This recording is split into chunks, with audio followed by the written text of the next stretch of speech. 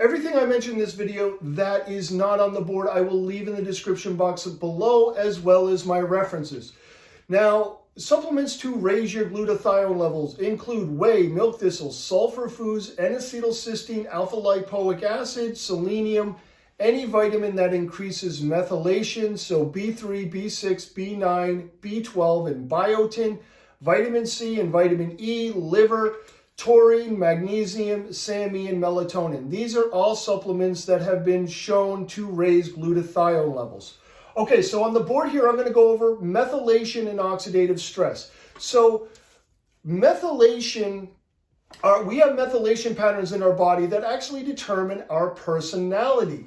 And what we use these methyl groups for here, CH3, so that's our methyl group. What we use our methyl groups for, again, is to we methylate amino acids, and we also methylate our genes. And we also use these methyl groups to help detox from heavy metals. So when we methylate our genes, that is a way for us to shut them off. We can also methylate the histones. We can add, again, these methyl groups to histone proteins, which are the proteins that the genes wrap themselves around in the nucleus. And when we do that, we actually cause the genes in that area to become more compact. Now, that is also a way for us to protect ourselves from viruses. Methylating genes in our body is a way to protect us from viruses. So we use, again, methyl groups to methylate other amino acids. We use methyl groups to silence our genes and to protect ourselves from viruses. So how do we do that? I put on the board here our 1 carbon cycle, starting with methionine at the top left of the board. Methionine is an essential amino acid, so you have to get it from your diet. Methionine is converted to SAMe. Now, everything I have here in orange are vitamins and supplements that you can take to raise your glutathione levels. Remember, this is about glutathione here. So we start with methionine, which is in whey protein, and it's an essential amino acid. It's converted to SAMe with the help of ATP and magnesium. Now, SAMe is the molecule that actually donates our methyl group, again, which has functions I just went over with, binding to amino acids, toxic metals to help carry them through the body, and binding to genes to shut them off, as well as protect from viruses. Anyway, SAMe donates one of these methyl groups for us to use in however we choose to use it, and then it's converted to something called S.A.H, S-Adenyl homocysteine, which then can be converted back to homocysteine. Now, at that point, if we have to produce more of these methyl groups, we can convert homocysteine back into methionine and complete the cycle and start another revolution to contribute and produce another methyl group. Excuse me. So to convert homocysteine back to methionine, we're going to need B12 and B9, and also to convert S-adenyl homocysteine back to homocysteine, we're going to need zinc.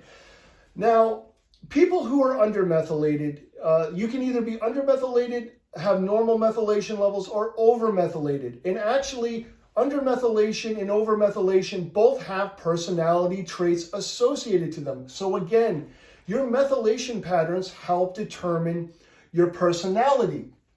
Anyways, people who are undermethylated tend to have a buildup of this intermediate here. And that could also be an indication of low zinc levels.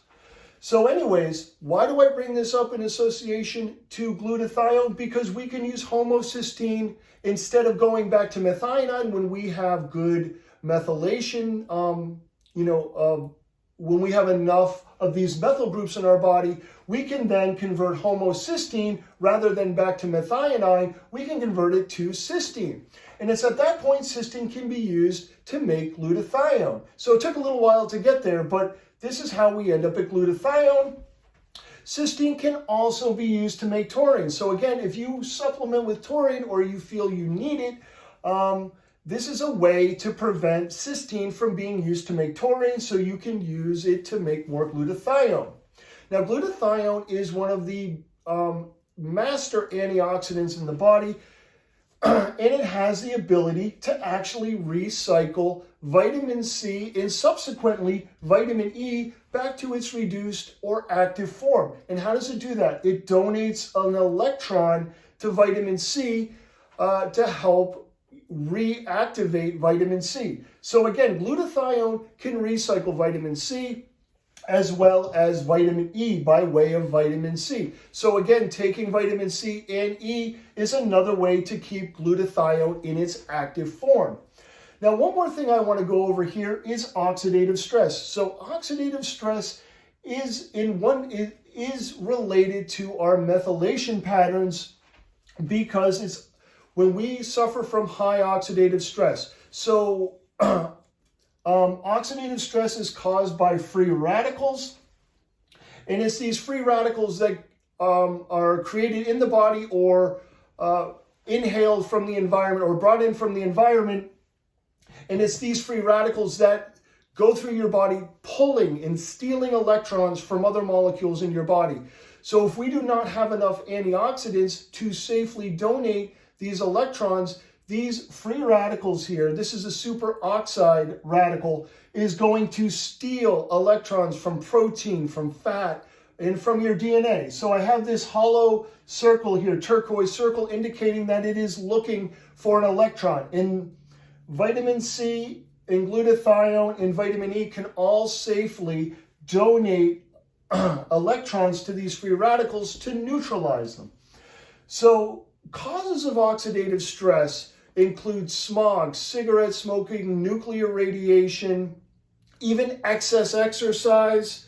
Toxic metals, again, can increase oxidative stress. And remember, we use our methyl groups to help flush our body of toxic metals. Industrial waste is another environmental factor that can raise our oxidative stress levels. Now, again, it's these free radicals that are the backbone of these high oxidative stress conditions in our body, and they, again, steal electrons from fats, proteins, and genes if we do not have enough of these antioxidants. So to neutralize these free radicals, we first use superoxide dismutase to neutralize this superoxide here into hydrogen peroxide and oxygen. Now instead it's the glutathione here that converts this hydrogen peroxide into water and oxygen. So another way to increase your glutathione levels is to decrease these factors that raise our oxidative stress levels that I just mentioned, like the toxic metals, smog, pesticides, cigarettes, nuclear radiation, and industrial waste.